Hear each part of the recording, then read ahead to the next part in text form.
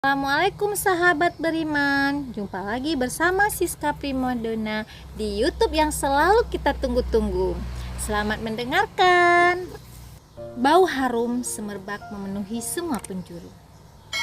Bau harum yang keluar dari mihrab Maryam. Tampak Maryam tengah khusyuk berdoa. Maryam berbisik dalam sujudnya. Untayan syukur mengalir dari bibirnya. Semakin Maryam tenggelam dalam kekusukan, semakin kuat bau harum memancar dari tubuhnya. Begitulah Maryam. Seluruh hidupnya ia serahkan pada Allah Subhanahu wa Ta'ala. Tak ada waktu tersia-sia tanpa sholat, zikir, dan munajat. Sifat zuhud sederhana mewarnai akhlaknya. Kemuliaan terpancar dari wajahnya. Maryam bagaikan bunga mawar yang merekah indah dengan wangi semerbak. Maryam tak pernah sekalipun melangkah keluar dari mihrabnya. Hanya Zakaria alaihissalam yang bisa menemuinya, karena beliaulah yang bertanggung jawab atas diri Maryam. Setiap Nabi Zakaria alaihissalam mengunjungi Maryam, beliau selalu dibuat takjub. Makanan-makanan lezat telah terhidang di samping mihrab Maryam. Atas perintah Allah Subhanahu wa Ta'ala, makanan-makanan itu turun dari langit. Para malaikat diberi tugas khusus mengantar makanan untuk Maryam. Buah-buahan musim panas terhidang di musim dingin. Sebaliknya, buah-buahan musim dingin terhidang di musim panas. Sungguh Allah Maha Pemberi rezeki kepada siapa yang dikehendakinya. Maryam telah menyelesaikan sholatnya. Ia hendak beranjak dari mihrabnya. Sebelum kakinya melangkah, ia merasakan desiran angin. Sayu Maryam mendengar suara memanggilnya. "Wahai Maryam," seru satu suara. Seketika jantung Maryam berdegup kencang, wajahnya pucat.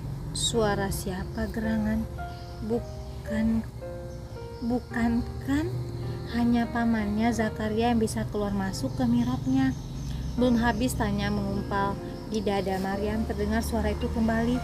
"Wahai Maryam, sesungguhnya Allah telah memilih kamu, mensucikan kamu, dan melebihkan kamu atas semua wanita di dunia." Kemudian mihrab Maryam dipenuhi dengan cahaya yang berpantulan. Kalimat-kalimat itu memancarkan cahaya, kalimat dari pesan suci yang disampaikan oleh malaikat. Tubuh Maryam bergetar, tulang-tulang serasa lepas dari tubuhnya, namun kekuatan menyusup pada hati Maryam. Kalimat-kalimat itu menguatkan ruhani Maryam. Allah Subhanahu wa Ta'ala telah memilihnya untuk memikul tanggung jawab yang besar. "Wahai Maryam, taatlah kepada Tuhanmu, sujud dan rukuklah bersama orang-orang yang ruku." Maryam menuju mihrabnya, segera menghadapkan wajahnya kepada Allah Subhanahu wa Ta'ala. Semakin kusuk Maryam bersimpuh, semakin panjang sujud dan rukuknya. Perasaan hatinya semakin kuat, akan datang suatu berita besar untuk dirinya. Matahari telah meninggalkan singgasananya. Malam telah bangkit dari tidurnya. Bulan pun siap bercanda dengan bintang-bintang. Awan perak berarak melingkupi bulan. Suara-suara serangga mengantarkan ke penghujung malam. Kabar besar apa yang akan diterima Maryam dari Allah?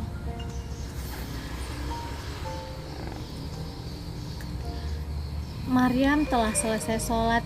Ia masih bersimpuh di mihrabnya. Di tengah sunyi, tiba-tiba terdengar derap kaki. Suaranya mengguncang bumi.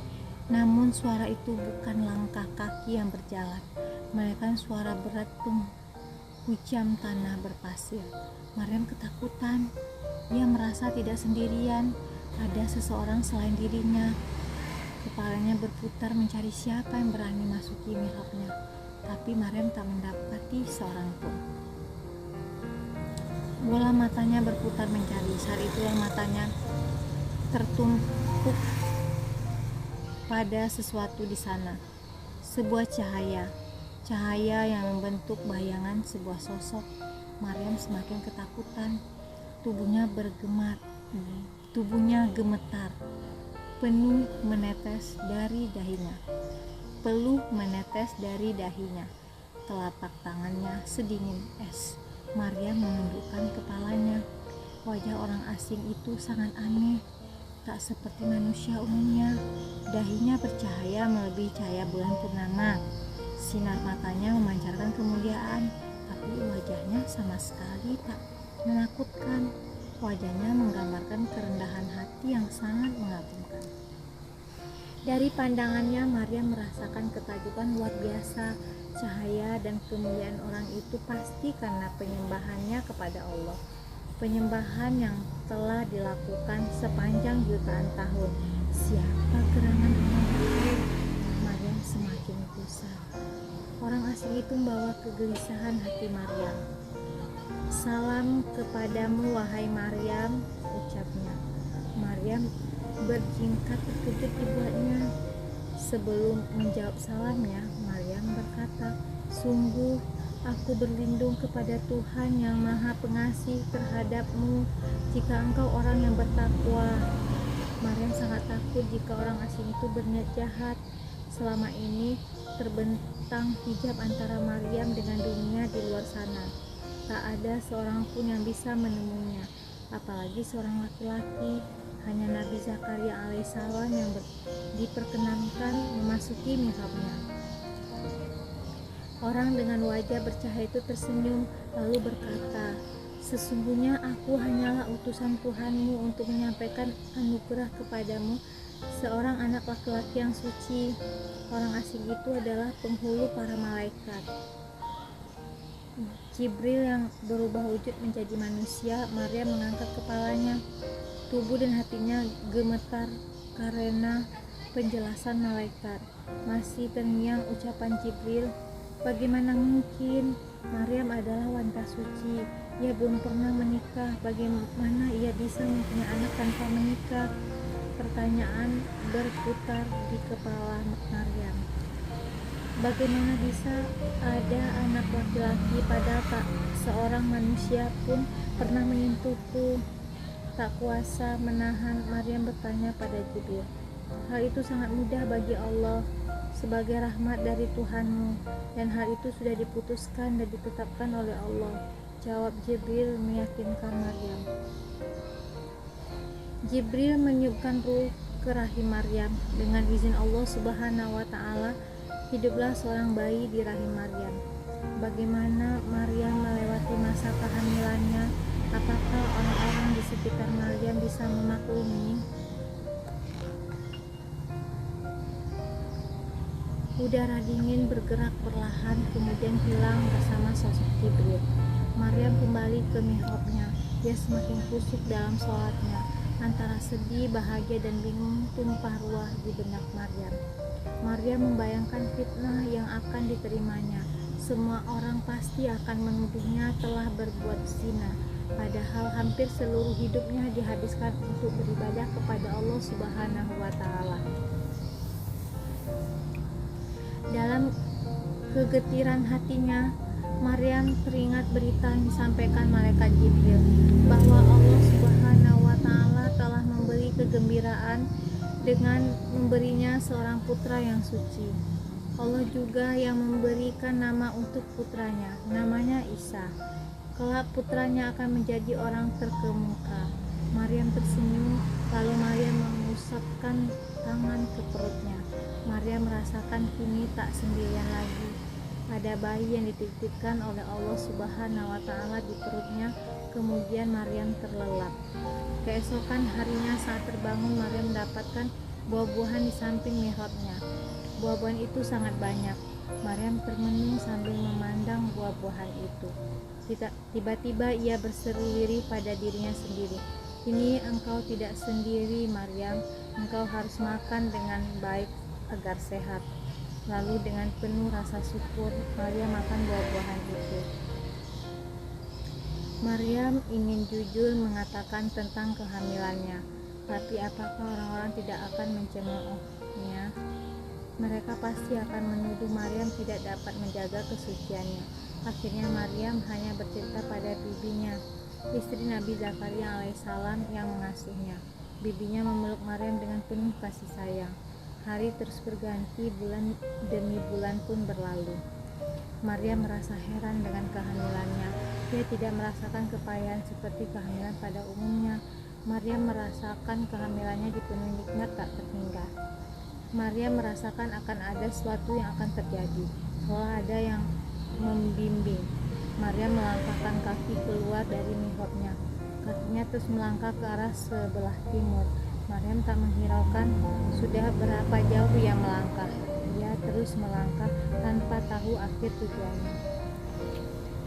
Tibalah Maryam di sebuah bukit yang datar dan subur. Bukit itu dipenuhi dengan pohon kurma. Seolah ada yang menuntun, Maryam menghentikan langkahnya. Lalu ia bersandar pada sebatang pohon kurma. Tempat itu begitu sepi dan jauh. Tak ada seorang pun yang pernah ke tempat itu karena jauhnya. Hanya Maryam seorang diri yang tinggal di sana. Dalam keadaan payah dan kesakitan, Maryam hanya bisa pasrah dan berserah diri kepada Allah Subhanahu wa Ta'ala. Maryam menantikan detik-detik kelahiran putranya. Tak ada seorang pun yang tahu keadaan Maryam. Mihrab tempatnya beribadah selalu tertutup. Orang-orang pasti masih mengira Maryam berada di mihrabnya. Dia tengah sibuk beribadah. Menjauh di sana, di sebuah bukit datar yang subur, Maryam bersandar pada pangkal pohon kurma. Di bawah pohon kurma yang besar, tinggi, dan berbuah lebat, Maryam beristirahat. Maryam mengatur nafasnya yang tersengal. Perjalanan yang ditempuhnya membuat tubuhnya payah. Maryam merasakan sakit yang luar biasa di perutnya. Rasa sakit di perutnya semakin terasa. Tak berapa lama, Maryam pun melahirkan seorang bayi laki-laki dengan paras yang amat tampan. Kini rasa sakit saat melahirkan berganti dengan perasaan cemas. Maryam khawatir dengan pandangan kaumnya kepadanya. Bagaimana cemuan orang-orang kepada dirinya nanti. Hati Maryam diliputi kesedihan yang dalam. Alangkah baiknya aku mati sebelum ini, dan aku menjadi sesuatu yang tidak berarti dan dilupakan, keluh Maryam. Dalam kesedihan hatinya, Maryam berkeluh kesah. Maryam merasa tak sanggup menghadapi fitnah yang dilontarkan oleh kaumnya nanti. Bagaimana nanti sambutan kaumnya? Karena ketidaktahuan kaumnya, mereka pasti tidak akan membenarkan apa yang telah terjadi. Seorang wanita suci yang ahli ibadah tiba-tiba datang menggendong seorang bayi. Saat Maryam dalam kesedihan itulah malaikat Jibril menyerunya. Terdengar sayup namun sangat jelas di telinga Maryam. Seru itu berasal dari lembah di bawahnya. Janganlah kamu bersedih hati, Maryam. Mendengar seruan itu, seketika Maryam sadar. Maryam segera menghapus kesedihan hatinya. Dipandanginya wajah Isa putranya. Wajah Isa sangat tampan. Kulit tubuh dan wajahnya lembut dan putih. Tampak pancaran cahaya dan kesucian menyelimuti wajah Isa. Isa lelap dalam pelukan ibundanya. Saat menatap Isa, kesedihan Maryam tiba-tiba saja menguap. Seolah Isa juga berkata kepadanya agar jangan bersedih. Memandang wajah Isa membuat Maryam menjadi kuat. Maryam merasakan tanda yang begitu nyata pada diri Isa. Tanda yang mengisyaratkan bahwa putranya tidak akan menyusahkannya. Putranya akan memberi kebaikan, cinta dan kasih sayang. Tidak hanya pada ibundanya, tapi pada seluruh kaumnya. Maryam memeluk putranya dengan penuh kecintaan. Kemudian Jibril kembali berseru pada Maryam. Jibril mengabarkan berita gembira untuk Maryam, karunia Allah Subhanahu wa Ta'ala, agar Maryam bersenang hati dan tak bersedih lagi. Kabar gembira apa yang disampaikan oleh malaikat Jibril kepada Maryam? Maryam meletakkan Isa dalam pangkuannya, dielus dan diusapnya tubuh mungil Isa dengan penuh kasih sayang. Setelah melahirkan, Maryam masih merasakan tubuhnya sangat lemah. Tak ada seorang manusia pun ada di dekatnya. Tempat Maryam mengasingkan diri begitu sepi dan senyap. Saat itu adalah musim dingin. Kurma sedang tidak berbuah. Akan tetapi Allah memberikan anugerah pohon kurma yang menjadi sandaran Maryam berbuah sangat lebat. Tapi bagaimana cara Maryam mengambil buah kurma itu? Tinggi pohon kurma itu berkali-kali lipat dari tubuhnya. Sedangkan tubuhnya sangat lemah. Untuk berdiri saja ia tak sanggup, apalagi harus naik dan memetik buah-buah kurma. Sedangkan Maryam sangat membutuhkan makanan agar segera pulih. Rasa haus juga mulai menyergap kerongkongan Maryam. Di saat itulah Maryam mendapat kabar gembira yang dibawa oleh malaikat Jibril. Janganlah kamu takut dan bersedih hati, Maryam. Allah Subhanahu wa Ta'ala telah menjadikan anak sungai yang mengalir di bawahmu, seru Jibril. Maryam memanjangkan lehernya. Benarlah apa yang dikatakan oleh Jibril. Tepat di bawahnya mengalir anak sungai yang airnya sangat jernih. Alhamdulillah, segala puji bagi Engkau ya Allah, bisik Maryam berulang kali saat melihat pemandangan di depannya. Maryam segera membasuh muka dan menyegarkan badannya dari kepenatan. Kemudian ia minum dengan lahap. Seketika itu pula tubuhnya terasa segar. Tenggorokannya yang kering sudah terobati. Kini Maryam berpikir bagaimana cara mengambil buah kurma yang menggantung di atas sana. Goyangkanlah pangkal pohon kurma itu ke arahmu. Niscaya pohon itu akan menggugurkan buahnya yang masak kepadamu. Seruan Jibril terdengar jelas di telinga Maryam. Maryam tanpa pikir panjang langsung menaati perintah Allah Subhanahu wa Ta'ala tersebut. Bismillah, ucap Maryam lirih sambil menggoyangkan pohon kurma yang disandarinya dengan punggungnya. Tak lama kemudian berguguranlah buah kurma yang masak segar dan lezat rasanya. Begitu sempurna nikmat dan karunia Allah Subhanahu wa Ta'ala. Hari itu Maryam makan, minum dan bersenang hati. Namun kegembiraan Maryam seketika sirna jika teringat hinaan yang akan dia dapat pada kaumnya. Kegembiraan dan kegelisahan datang silih berganti menghampiri Maryam. Tapi Maryam harus pulang kembali ke kampung halamannya. Saat hatinya kembali gelisah, Jibril kembali berseru membawa berita dari Allah Subhanahu wa Ta'ala.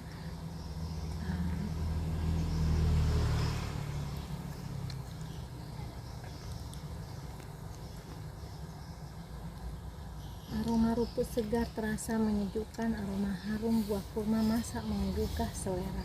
Kesehatan Maryam telah kembali pulih, warna wajahnya tak pucat lagi, bisa terlelap dalam pelukan ibundanya. Semua pikiran dan perhatian Maryam hanya tertuju pada satu hal, pada Isa putranya. Pikiran Maryam berkecamuk dengan berbagai kekhawatiran. Bagaimana kaumnya akan memandang ia dan putranya? Apakah akan ada di antara mereka yang akan percaya bahwa anak yang dibawanya adalah karunia dari penguasa langit? Wahai Maryam, janganlah sedikit pun engkau memedulikan mereka. Jika engkau bertemu seseorang, katakanlah bahwa engkau sedang puasa. Berbicara, seru Jibril. Masa pengasingan Maryam telah usai. Kini saatnya Maryam harus kembali pulang ke tengah-tengah kaumnya. Maryam berjalan bergegas, digendongnya Isa dalam pelukannya. Maryam terus berjalan menuju masjid. Saat melewati kerumunan orang, Maryam semakin mempercepat langkahnya. Terdengar riuh suara bisik-bisik di sekitarnya. Bukankah itu Maryam, gadis suci yang taat beribadah? Bisik seseorang pada temannya. Hai, anak siapa itu yang berada dalam gendongannya? Bisik temannya yang lain. Ayo kita dengar saja cerita yang akan disampaikan oleh Maryam. Orang-orang Bani Israel berseru sambil berduyun-duyun mendekati Maryam. Wahai Maryam, anak siapa ini? Ayahmu bukan orang jahat, ibumu juga seorang perempuan yang baik-baik. Cemooh yang lainnya. Maryam membisu, tak sepatah kata pun keluar dari mulutnya. Cercaan menyakitkan hati keluar dari seorang semua orang menghadapi semua tuduhan itu, Maryam tetap tenang dan sabar. Sebagian orang-orang Bani Israel menyebarkan fitnah yang keji. Mereka menuduh Maryam telah berbuat zina dengan Yusuf An-Najjar, sepupunya. Yusuf An-Najjar seorang pemuda soleh yang tak beribadah. Maryam tak menjawab satu patah kata pun. Saat pertanyaan dan tuduhan semakin memojokkan, Maryam hanya pasrah, menyerahkan semuanya pada Allah Subhanahu wa Ta'ala. Dalam kepasrahannya, Maryam menunjuk bayi yang ada dalam gendongannya.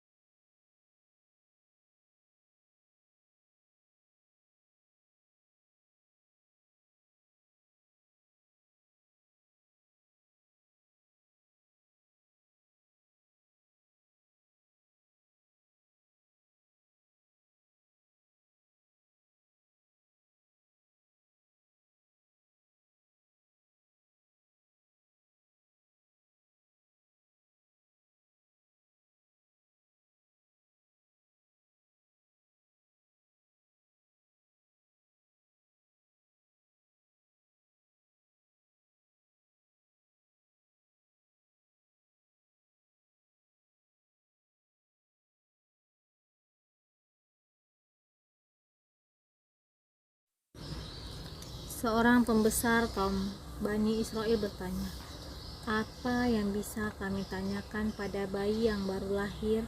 Bagaimana mungkin anak kecil yang masih dalam buayan dapat berbicara?" Tanpa diduga, Isa yang tengah lelap dalam buayan ibundanya menoleh. Matanya yang bercahaya mengerjap-ngerjap. Bola matanya berputar memandang orang di sekelilingnya. Sebuah mukjizat terjadi. Dari mulut mungil Isa meluncur kalimat yang jelas dan tegas.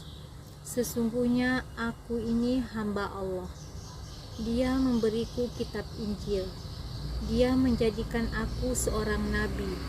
Dia menjadikan aku seorang yang diberkati di mana saja aku berada. Dia memerintahkan kepadaku mendirikan sholat dan menunaikan zakat selama aku hidup." Para pembesar Bani Israel dan kaumnya ternganga. Belum habis rasa terkejut mereka, Isa kembali berkata, "Aku berbakti kepada ibuku. Allah tidak menjadikanku seorang yang sombong lagi celaka. Semoga kesejahteraan dilimpahkan kepadaku pada hari aku dilahirkan, pada hari aku meninggal, dan pada hari aku dibangkitkan hidup kembali." Wajah para pemuka agama dan pendeta Yahudi tampak pucat pasi. Mukjizat besar terlihat jelas di depan mereka. Isa dengan jelas menerangkan siapa dirinya. Isa juga telah membela ibundanya dari fitnah. Tapi keangkuhan dan kesombongan menutupi mereka. Para pendeta sangat takut kekuasaan mereka hilang, digantikan oleh kekuasaan Isa jika kelak ia dewasa. Para pendeta menyembunyikan kisah kelahiran Nabi Isa alaihissalam dan menyembunyikan mukjizat Isa yang dapat berbicara saat masih bayi. Namun berita itu sampai juga ke telinga penguasa Persia saat itu. Raja Persia yang berkuasa saat itu terkenal sangat kejam. Ia memimpin rakyatnya dengan pedang. Semua orang harus tunduk dan patuh padanya. Raja Persia takut jika bayi ajaib yang bisa berbicara kelak banyak pengikutnya. Kekuasaannya terancam. Maryam mendengar kabar tentang itu. Maryam keluar dari Palestina bersama Isa dalam pelukannya. Maryam bergegas menuju Mesir. Setelah melalui perjalanan yang jauh, sampailah Maryam dan Isa di Mesir, negeri yang dipenuhi kemuliaan, kebaikan, dan kekayaan budaya. Isa menjalani masa kecilnya hingga berusia 12 tahun di Mesir. Setelah itu Isa dan ibundanya kembali ke Baitul Maqdis di Palestina. Isa tumbuh menjadi pemuda yang sangat istimewa. Tampak sifat-sifat kenabian pada dirinya. Kehadiran Isa akan membawa kabar gembira bagi kaumnya.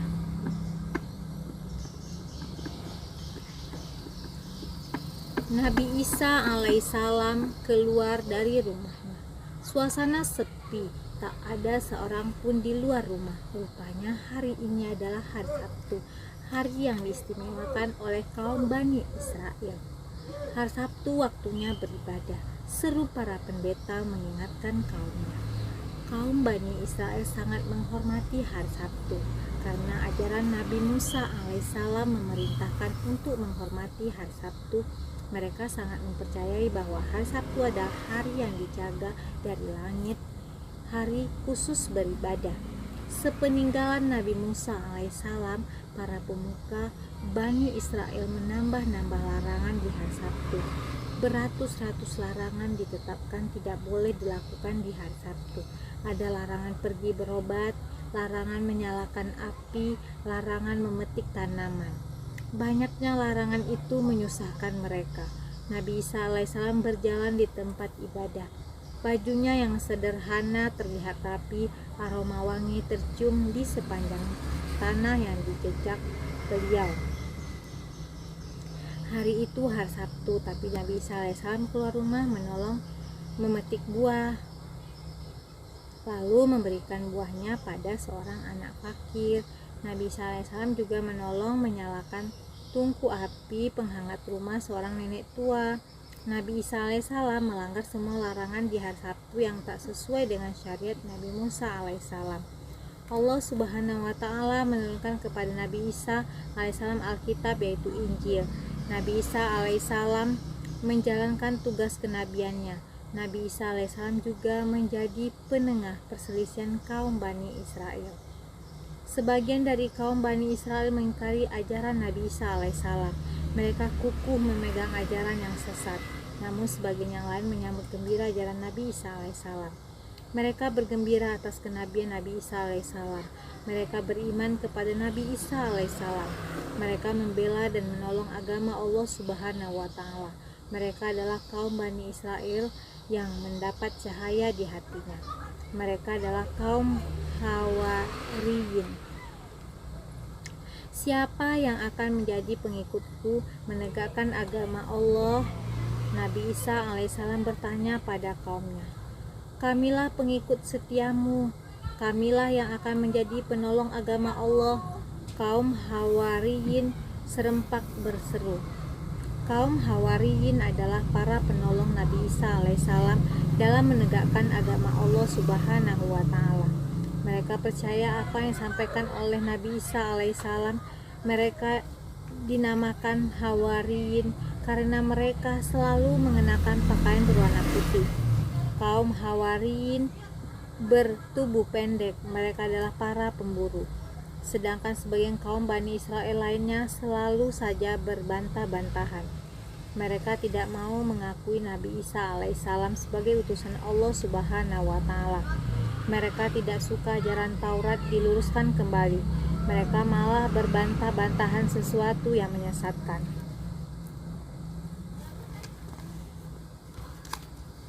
Wahai kaumku, apakah kalian sanggup untuk berpuasa selama 30 hari karena Allah? Kata Nabi Isa alaihissalam kepada kaumnya. Kaum Hawariyin saling pandang, kemudian mengangguk. 30 hari pun berlalu, kaum Hawariyin menemui Nabi Isa alaihissalam. Mereka ingin meminta sesuatu karena telah menyelesaikan puasanya. Nabi Isa alaihissalam menyambut kaumnya dengan senyum. Kami telah menunaikan perintahmu. Kini kami meminta imbalan kepadamu. Sanggupkah engkau memohon kepada Allah agar menurunkan hidangan dari langit? Kata seseorang di antara mereka. Terimalah dengan penuh rasa syukur apa yang telah Allah berikan, jawab Nabi Isa alaihissalam. Para Hawariyin bersikeras meminta diturunkan hidangan dari langit. Kami ingin memakan hidangan itu. Kami ingin hati kami semakin yakin. Kami ingin membuktikan kebenaran perkataanmu. Nabi Isa alaihissalam terdiam, kemudian beranjak dari duduknya. Nabi Isa alaihissalam berdoa, Ya Allah, turunkanlah hidangan dari langit kepada kami. Nabi Isa alaihissalam berlinang air mata. Allah Subhanahu wa Ta'ala menjawab doanya dengan memberi satu syarat. Kaum Hawariyin tidak boleh menyimpan atau mengambil hidangan itu untuk disimpan. Nabi Isa alaihissalam khawatir kaumnya ingkar janji. Perlahan dari atas langit melayang sebuah nampan besar. Nampan itu beralaskan awan. Aroma harum yang belum pernah mereka cium baunya di dunia menguar dari nampan itu. Nampan berisi hidangan menukik perlahan. Saat nampan hidangan tepat jatuh di tengah-tengah mereka, para Hawariyin takjub dan terpesona melihat pemandangan di depan mereka. Nabi Isa alaihissalam dan kaum Hawariyin serentak tersungkur sujud sebagai tanda syukur atas rezeki dari Allah Subhanahu wa Ta'ala yang tidak terduga-duga. Nabi Isa alaihissalam dan kaum Hawariyin duduk melingkar dengan menyebut nama Allah Subhanahu wa Ta'ala. Nabi Isa alaihissalam membuka kain penutup nampan. Di atas nampan terhampar hidangan yang lezat. Ikan besar tanpa duri berbumbu, sayuran, buah-buahan, dan roti yang belum pernah mereka tahu rasanya sebelumnya. Wahai Isa Ruhullah, apakah makanan ini berasal dari makanan dunia atau makanan surga? tanya Sam'un, pemimpin kaum Hawariyin, "Janganlah engkau banyak bertanya, banyaklah bersyukur. Ambillah pelajaran dari tanda-tanda kebesaran Allah di depanmu ini." Nabi Isa alaihissalam menjawab tegas, "Silakan kalian makan sepuasnya, tapi ingatlah, jangan sekali-kali di antara kalian berkhianat dengan mencuri makanan itu. Sesungguhnya azab Allah sangat pedih." Pesan Nabi Isa alaihissalam kepada kaumnya. Allah Subhanahu wa Ta'ala melipat gandakan keberkahan pada hidangan itu. Silih berganti mereka makan. Setelah sebagian kenyang, maka bergantian dengan yang lain, tapi hidangan tidak pernah habis dimakan.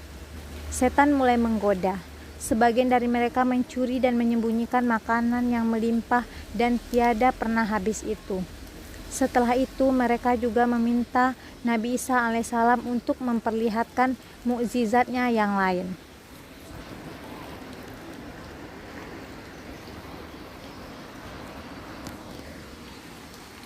Saat Nabi Isa alaihissalam masih dalam gendongan ibunya, beliau bisa berbicara untuk membela ibundanya dan menunjukkan siapa dirinya. Saat itu semua orang dibuat terperangah tak percaya. Itulah salah satu mukjizat Nabi Isa alaihissalam. Tibalah masa kenabian di mana Nabi Isa alaihissalam mulai berdakwah kepada kaumnya. Ilmu pengobatan sangat termasyhur pada saat itu. Banyak para tabib berlomba-lomba menunjukkan kehebatannya mengobati penyakit. Kaum Bani Israel di zaman Nabi Isa alaihissalam sangat memuja harta benda. Mereka tidak percaya adanya ruh karena tak terlihat. Mereka juga tidak percaya kehidupan sesudah mati. Walau telah menjadi nabi, Nabi Isa alaihissalam tidak memiliki tempat tinggal. Beliau hanya berkelana di bumi, tidak menetap di suatu tempat. Suatu kali saat sedang melintasi sebuah makam, ada seorang perempuan duduk di dekat makam dengan tangisan sedih. "Ibu, kenapa?" tanya Nabi Isa alaihissalam. "Putriku meninggal dunia, aku tidak punya anak lagi selain dia," jawab perempuan tersebut. "Aku janji kepada Tuhanku tidak akan meninggalkan tempat ini sebelum aku merasakan kematian seperti yang dirasakan anakku atau menghidupkannya lagi sehingga aku bisa melihatnya." Lanjutnya, "Kalau engkau melihatnya, kau yakin mau kembali pulang?" "Yakin," jawab perempuan tersebut. Nabi Isa alaihissalam kemudian sholat. Setelah itu menghampiri makam. Setelah itu beliau memanggil, "Wahai fulana, bangkitlah dengan izin Allah yang maha pemurah. Keluarlah dari kubur." Pelan-pelan kuburan bergerak-gerak. "Wahai fulana, bangkitlah dengan izin Allah.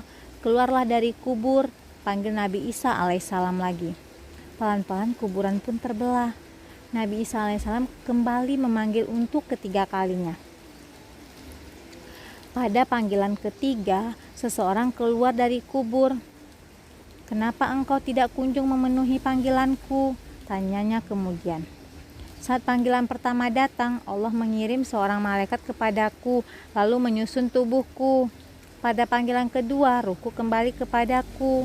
Pada panggilan ketiga, aku khawatir jika panggilan itu panggilan kiamat hingga rambut, alis, dan kelopak mataku memutih karena takut kiamat." Jelasnya panjang lebar.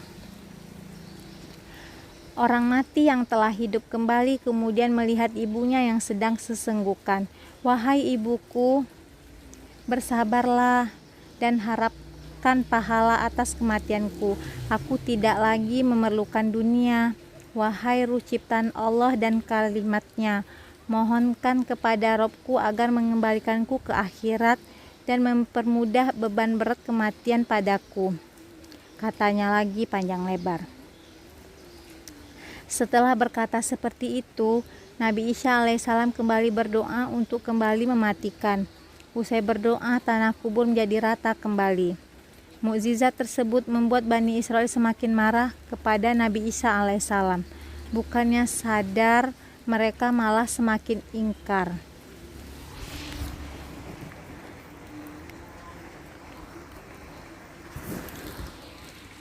Di jalan orang saling berbisik. Di kedai-kedai orang bercengkrama riuh. Di pasar orang berkerumun saling melempar tanya dan jawaban. "Hai teman-teman, ternyata Isa itu seorang tukang sulap," seru seseorang. Bukan hanya tukang sulap. Isa itu seorang tukang sihir dan peramal," timpal temannya yang berbadan lebih gemuk. Rupanya kaum Bani Israel sedang memperbincangkan Nabi Isa alaihissalam. Ketika Nabi Isa alaihissalam menyuruh pada ajaran yang lurus dan benar, mereka menyangkal, "Sesungguhnya Allah adalah Tuhanku dan Tuhanmu, maka sembahlah Dia. Inilah jalan yang lurus," seru Nabi Isa alaihissalam pada Bani Israel saat memulai dakwahnya. Tapi kaum Bani Israel terus saja membangkang. Mereka menganggap Nabi Isa alaihissalam akan mengubah ajaran Taurat, peninggalan Nabi Musa alaihissalam. Padahal merekalah sesungguhnya yang telah menyelewengkan ajaran Taurat. Saat Nabi Isa alaihissalam diutus, Bani Israel penuh dengan kesesatan. Para pembesar dan pendeta mereka adalah kaum cerdik pandai, tapi kecerdikannya digunakan untuk menipu kaumnya. Mereka mengajarkan ajaran Taurat yang telah diubah sekehendak hati. "Bagaimana dengan kitab Taurat kami?" tanya mereka dengan suara riuh. "Aku datang kepada kalian dengan membenarkan Taurat yang telah datang sebelumnya," Nabi Isa alaihissalam menambahkan. Tapi begitulah Bani Israel yang suka membangkang. Mereka suka bersilat lidah dan mempermainkan kata-kata. Mereka seolah-olah bertanya, tapi sebenarnya mereka mengejek. Bani Israel merasa tak cukup jika Nabi Isa alaihissalam hanya berkata-kata. Mereka meminta bukti berupa mukjizat. Setelah Nabi Isa alaihissalam menyanggupi semua permintaan mereka sebagai bukti, mereka tidak juga berubah, malah semakin gemar mengolok-olok Nabi Isa alaihissalam sebagai tukang sihir dan tukang sulap. Nabi Isa alaihissalam sangat sedih menyaksikan keingkaran Bani Israel. Semua sudah beliau jelaskan, bahkan apapun permintaan mereka untuk menguji kenabian beliau sudah diperlihatkan. Tapi hati mereka sudah tertutup oleh kesombongan. "Siapa yang akan menjadi penolong-penolongku untuk menegakkan agama Allah?" tanya Nabi Isa alaihissalam pada kaumnya. "Kamilah yang akan menolongmu menegakkan ajaranmu," seru sekelompok orang. Mereka adalah para Hawariyin. Mereka adalah pengikut dan sahabat setia Nabi Isa alaihissalam. Mereka kelak yang setia mengikuti pengembaraan Nabi Isa alaihissalam dalam menegakkan agama Allah Subhanahu wa Ta'ala.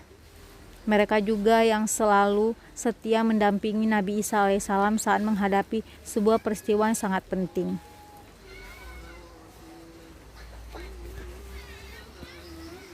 Nabi Isa alaihissalam semakin banyak pengikutnya. Ajarannya yang lurus, penuh kasih sayang membuat banyak orang percaya. Nabi Isa alaihissalam juga sangat mengimani ajaran kitab Taurat.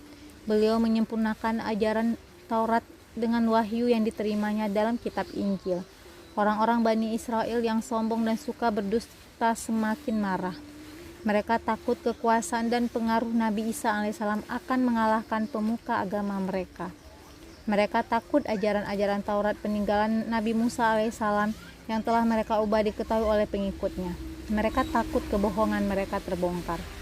Sepanjang dakwahnya, Nabi Isa alaihissalam jarang tinggal di satu tempat. Beliau sering diusir dan diganggu oleh kaum Bani Israel yang membencinya.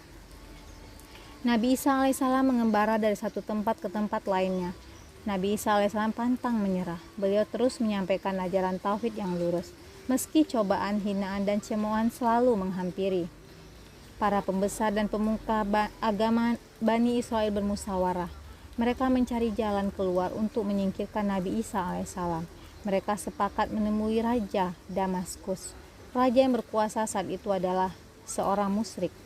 Raja Damaskus dan rakyatnya menyembah bintang. Mereka menyampaikan berita dusta dan fitnah.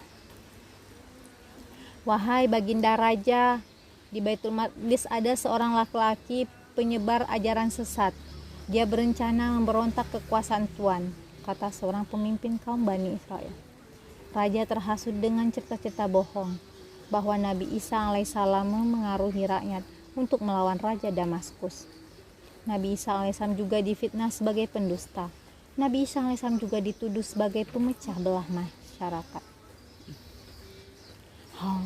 Tak bisa dibiarkan. Akan aku singkirkan siapapun yang berani melawanku, ujar Raja Damaskus dengan geram.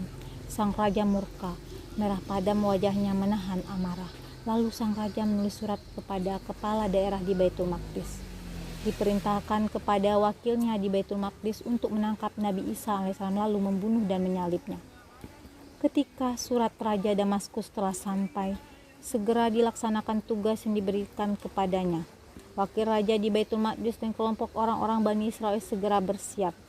Hari menjelang sore, matahari semakin terlihat samar di sebelah barat. Sekawanan burung berbondong-bondong pulang ke sarangnya. Terdengar riuh derap kaki rombongan orang-orang Bani Israel. Mereka menuju sebuah rumah. Di rumah itulah Nabi Isa alaihissalam tinggal bersama 12 murid setianya. Rombongan itu mengepung rumah. Para pemuka Bani Israel tersenyum. Sebentar lagi musuh mereka akan sirna. Mereka pasti akan mendapat imbalan karena membantu raja menyingkirkan musuh kerajaan.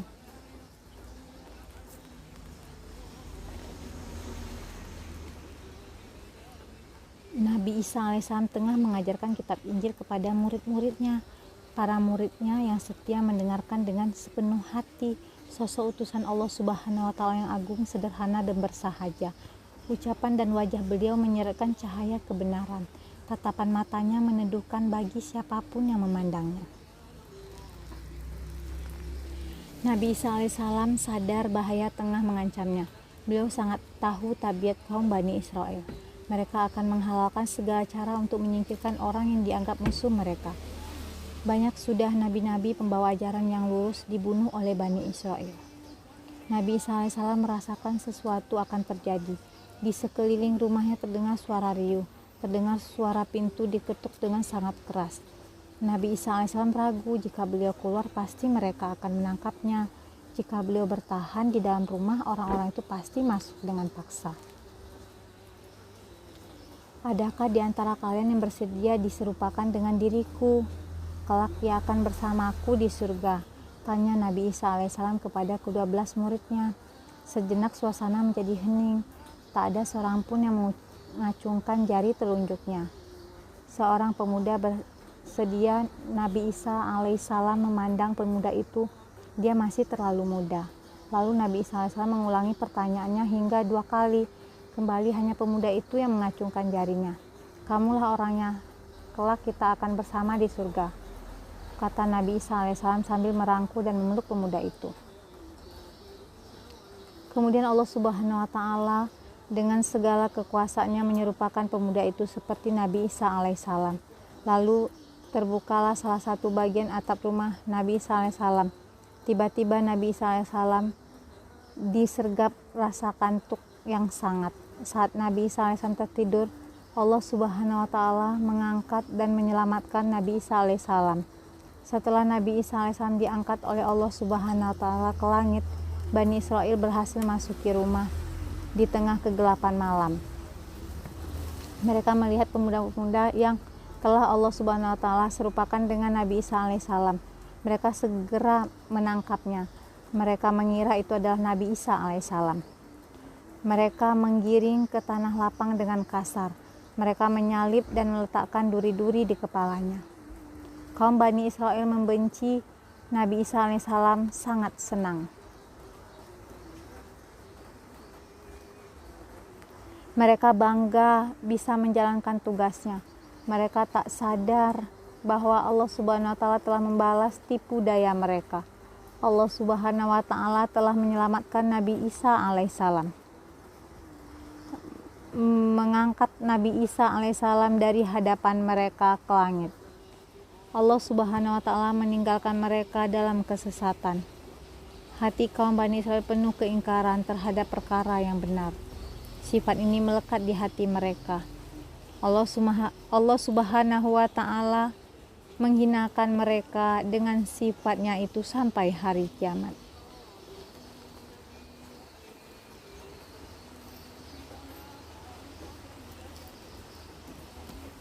Orang-orang Bani Israel membenci Nabi Isa AS tersenyum penuh kemenangan. Sebaliknya pengikut Nabi Isa AS berada dalam kebimbangan dan keraguan. Pengikut Nabi Isa AS yang tidak tahu percaya bahwa yang dibunuh dan disalib adalah nabinya. Sangkaan mereka sama seperti kaum Bani Israel, kecuali para murid Nabi Isa AS yang menyaksikan dengan mata kepala bahwa Nabi Isa AS telah diangkat oleh Allah Subhanahu wa Ta'ala. Setelah Nabi Isa AS diangkat oleh Allah Subhanahu wa Ta'ala, pengikut Nabi Isa AS terpecah belah.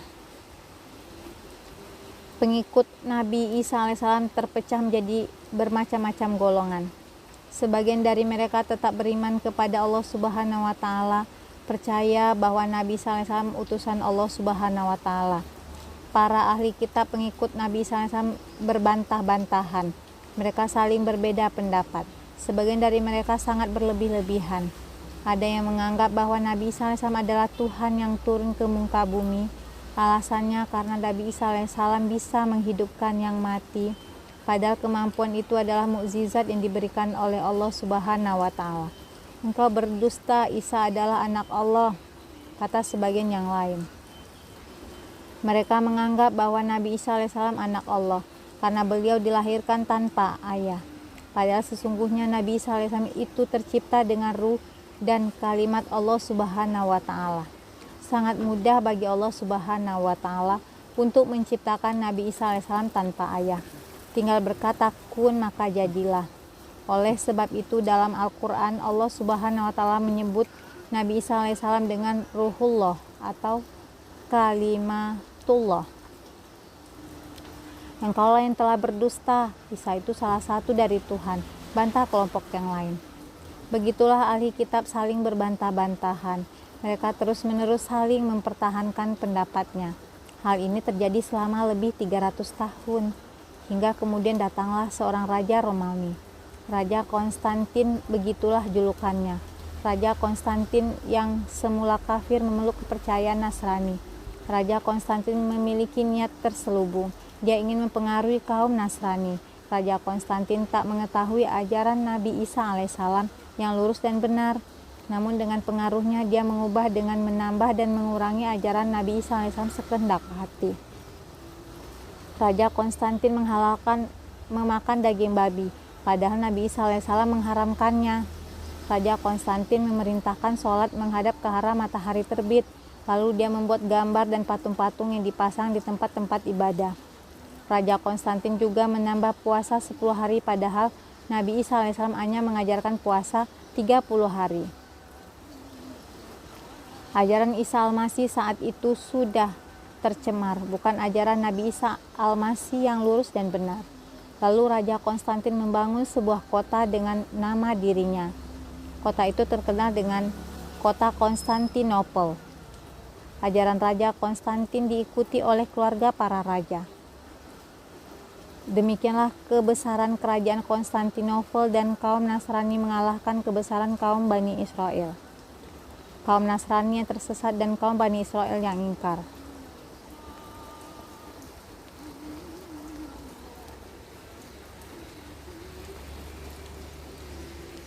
Nabi Isa AS selalu mengajarkan tauhid.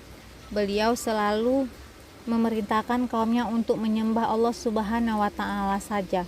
Tidak pernah sekalipun Nabi Isa AS menyuruh umatnya untuk menyembah beliau dan ibundanya Maryam.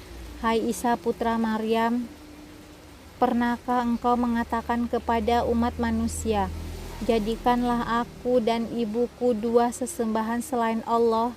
Tegur Allah dalam wahyunya, Maha suci engkau, tidak pantas aku mengatakan apa yang bukan hakku. Jawab Isa alaihissalam. Sebenarnya kitab Injil yang asli juga berisi perintah untuk mengesahkan Allah Subhanahu wa Ta'ala.